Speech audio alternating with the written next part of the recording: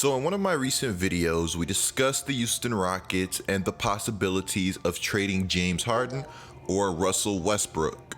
Well, today I'm here to let you guys know that now we have more news on the entire situation. In my last video regarding the Rockets, I voiced my frustration with the Rockets franchise, and despite the Rockets being very good over the course of the past few seasons, even the past decade, they were never good enough. Now, if there are Rockets fans that are watching this video, maybe you could chime in on the situation. I live in Houston, so I feel like I know what I'm talking about regarding the Houston Rockets, and I'm also a fan of the Rockets. They're one of my favorite teams. When I went to a Rockets game earlier this season, I could feel the energy getting sucked out of the arena after every James Harden isolation. When he was knocking shots down, it was great, but when he would miss, you could feel the disdain and the frustration in the entire arena. And I actually know quite a few Rockets fans who feel as if the James Harden era in Houston has ran its course. You guys know my take on James Harden. I think he's one of the best players in the entire NBA, one of the best offensive players to ever play the game of basketball. But when it comes to the postseason, I just feel like James Harden hasn't always put together the most desirable performance. Does anybody remember when Josh Smith had to seemingly lead the Rockets to the conference finals? This is a legit thing. Josh Smith saved a series against the Los Angeles Clippers, and he did so while James Harden was benched. And if you ask Josh Smith, he'll tell you that this benching and the Rockets winning the series led to the firing of their coach at the time, Kevin McHale. Oh, they benched James. Yeah, they benched James, Right. and that's why he probably got fired. That's what I believe. McHale. I honestly believe that. Smith standing tall. Smith's got Jordan, steps back, takes it, and makes it! I only remember bits and pieces about this incident, so I'll have to go back and do more digging, but it's an interesting situation to say the least. But of course, we don't even have to go that far back to find a playoff letdown regarding James Harden regarding the Houston Rockets. If you go to Game 7 against the Oklahoma City Thunder, I felt like the Rockets had no business winning this game, and I thought James Harden in particular had a very poor game despite having some very big plays. He was 4 of 15 from the field, he only had 17 points, he had 4 turnovers, 5 fouls, and throughout this game, you could feel him deferring to Russell Westbrook, who, if you ask me, has gotten way too much hate.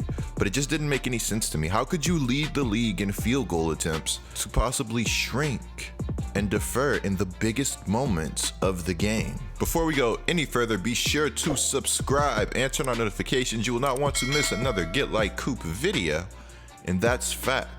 If you guys could do me a major favor, go ahead and drop a like on this video right now. It tells YouTube you enjoy my content, and it also shows me that you guys are loving what you are seeing.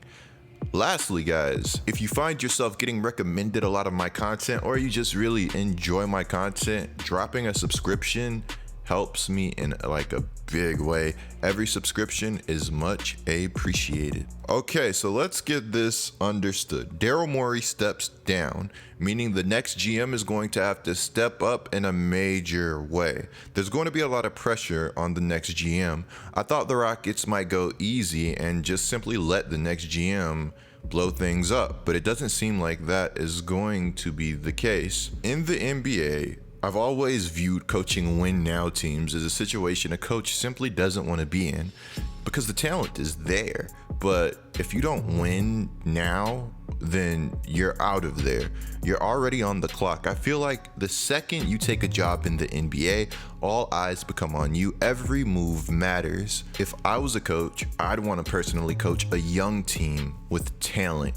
Not one of those young teams that don't really have guys to build around, but a young team like the Pelicans, which has a good bit of talent and maybe lower expectations. If you surpass expectations, then you get a lot of credit. The same goes for the GM. It's, oh, look at the great moves and look at how great this coach has been for us. Nobody expected us to be here, but here we are competing at a high level. I mean, if you're a coach and you have a young team and you simply have guys going out giving their all every night, You'll hear the media talking about, look at how hard these guys are playing for this coach. A lot of times it doesn't even matter if the team is winning or losing. Hey, if Gentry had the Pelicans playing hard basketball, I wouldn't have complained one bit, but the Pelicans simply weren't competing at a very high level. So yes, it does seem like the Rockets want to run it back. The blow it up and start it over thing is not for this offseason. The reason that the person that reported this feels this way is because they're keeping James Harden informed and getting his input on coaching discussions and considerations.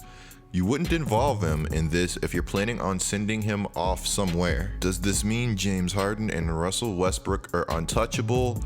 I wouldn't say untouchable, but I would say the Rockets have at least James Harden in their plans going forward, and I would have to assume that Russell Westbrook is also still in their future plans. But of course, it's the NBA, and we have seen crazier stuff happen on pretty much a very consistent basis. Buddy Hield for Boogie, still one of the more interesting trades I have ever seen happen. So let's look at things from a Rocket fan perspective and a Rockets perspective for just a second.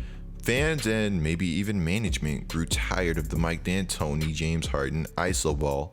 It really is going to be interesting to see the system that the Rockets run going forward with James Harden and possibly Russell Westbrook.